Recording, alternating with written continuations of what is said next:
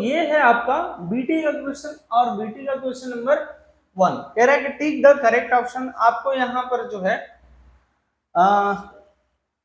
Multiple choice question मिलते हैं। कह रहा है कि both X and Y are directly proportional. देखो भाई कह रहा है कि एक्स और वाई जो है यदि डायरेक्टली प्रोपोर्शनल है, ठीक है, देन 1/x एंड 1/i कुछ भी कर लीजिए भाई, ठीक है। 1x और y अगर डायरेक्टली प्रोपोर्शनल है तो 1/x और 1/y, देखो दोनों में सेम चीजें हो रही है ना, ठीक है, तो ये भी क्या होगा, डायरेक्टली प्रोपोर्शनल ही होगा, ठीक है। अगर x/y जो है आपका डायरेक्टली प्रोपोर्शनल है तो 1/x भी डायरेक्टली प्रोपोर्शनल ही होगा। अगर आप इसको चाहें तो आप सॉल्व भी कर सकते हो या फिर डायरेक्ट आप यार पढ़े हो इतना सारा, हाँ, तो आप कह सकते हो कि ये भी डायरेक्टली प्रोपोर्शनल है, ठीक है। दूसरा क्या है, कह रहा है कि if two quantities x and y very inversely with each other than, क्या कह रहा है भाई, कह रहा है कि अगर दो क्वांटिटी है x और y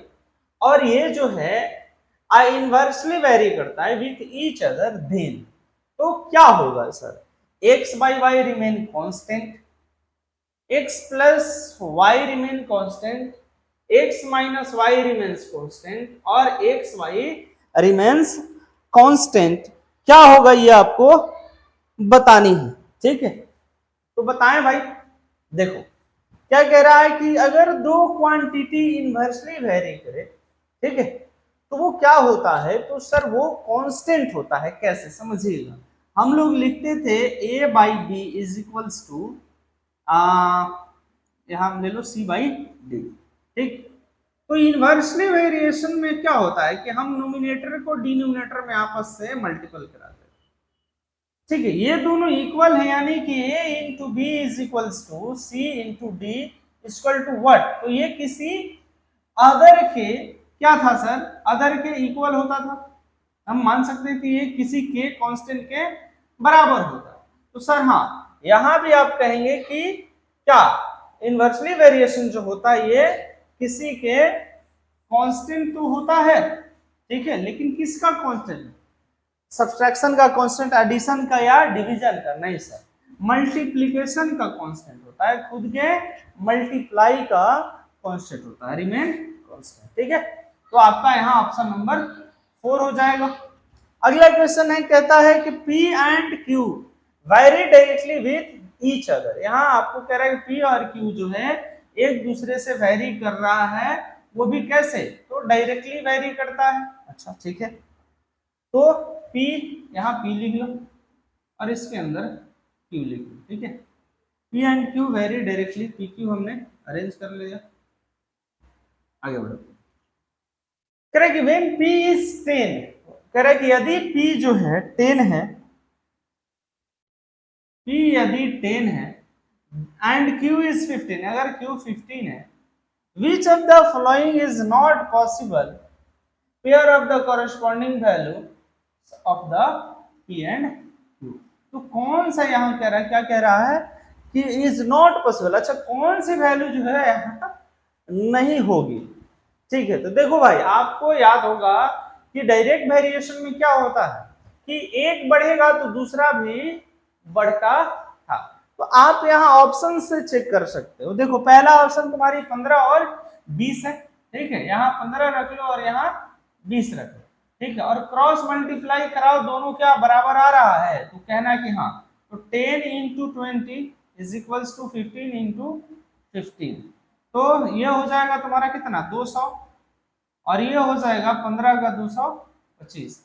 सर ये दोनों बराबर नहीं आ रहा है, तो हमको यहीं से मिल गया, अगर बराबर आ जाता तो नहीं होता, लेकिन पहला ही ऑप्शन जो है हमारा इक्वल नहीं आया। बाकी आप किसी को भी चेक करके देखिए, देखिए 10/15 है और यहाँ आपको कह रहा है 20 एंड 30, तो 20 एंड 30, तो यहाँ देखो 30 इंटू 10 कितना 300 और 15 टू जा 30 यानी 300, ठीक है, सब बराबर आएगा आपका यहाँ, ठीक है।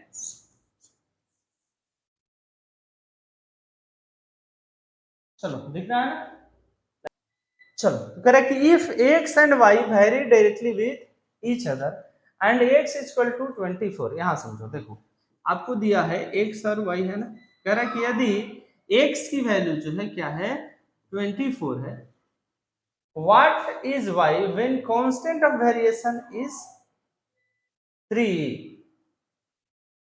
कांस्टेंट ऑफ वेरिएशन इज 3, तो हम y के जगह पर क्या मान लेते हैं, y ही रहने देते हैं, ऐसे समझना, ठीक है।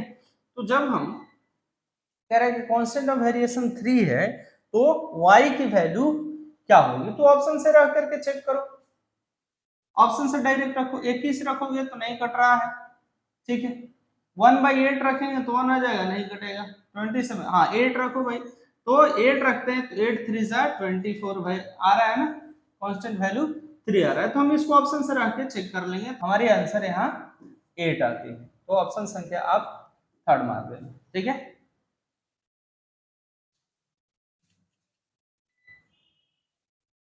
देखो correct, which of the following quantities very inversely with each other, correct, कौन सी चीजें जो हैं एक दूसरे से इनवर्सली वेरी करेंगे, distance, travel and cab fair, area and land. तो देखो डिस्टेंस और भाड़ा, भाड़ा और दूरी से क्या होता है सर, अगर आप दूरी बढ़ाएंगे तो आपकी कीमत भी बढ़ेगी, जाहिर सी बात है, तो ये इनवर्सली वेरिएशन नहीं होगा।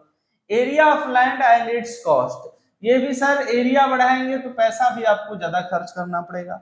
Number of workers and amount of work done, कह रहा है कि नंबर ऑफ वर्कर्स, अगर वर्कर्स बढ़ाएंगे तो काम जो है, काम जल्दी खत्म होगा, ठीक है, तो यहाँ इन्वर्स हो रहा है, number of workers and time taken to finish a job, यहाँ कह रहा है कि नंबर ऑफ वर्कर्स, अच्छा एक second, number of workers and amount of work है, अमाउंट बढ़ाएंगे तो वर्क भी नहीं, नहीं यहाँ अमाउंट ऑफ वर्क बोला है, ठीक है, तो यहाँ ध्यान रखो इसमें क्या सर, कि अगर आप वर्कर और अमाउंट की बात करेगा, अमाउंट ऑफ वर्क की बात करेगा, तो यहाँ जो होगा डायरेक्ट वेरिएशन होगा, ठीक है, कि आप काम भी बढ़ा रहे हो, ये काम करने वालों को भी बढ़ाते हो और काम का दायरा भी बढ़ाते हो, ठीक है, तो दोनों जो है बढ़ रहा है। यहाँ पर जो है ये आपका ऑप्शन नंबर 4 होगा, नंबर ऑफ, ऑप्शन संख्या 4 होगा, number of workers and time taken to finish A